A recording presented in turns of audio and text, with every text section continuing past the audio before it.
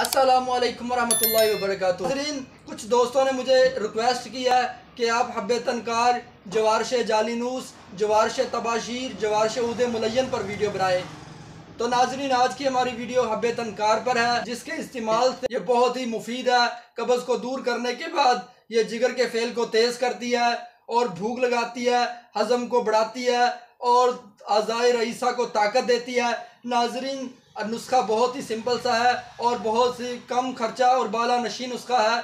सुहागा 7 माशा और अजवाइन खरसानी 9 माशा और फिलफल स्याह 3 तोला और सबर सकूतरी जो है ये 8 तोला।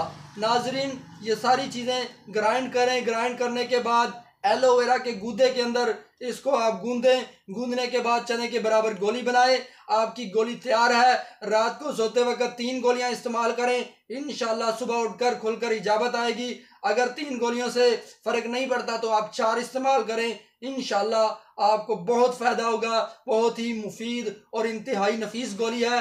अगर इसको इस्तिस्काए जिगर के अंदर इस्तेमाल किया जाए तो बहुत फ़ायदा देती है। और जिन लोगों का पेट बढ़ा हुआ है वो अगर इस्तेमाल करें तो इंशाल्लाह उनका पेट जो है वो बिल्कुल साथ लग जाएगा। जिन लोगों को कब्ज़ है अगर वो मुतवातिर इस्तेमाल करें तो उनको इंशाल्लाह बहुत ज़्यादा फ़ायदा होगा। याद रखिए, अल्लाह ताला आप सबका हामी और नासिर।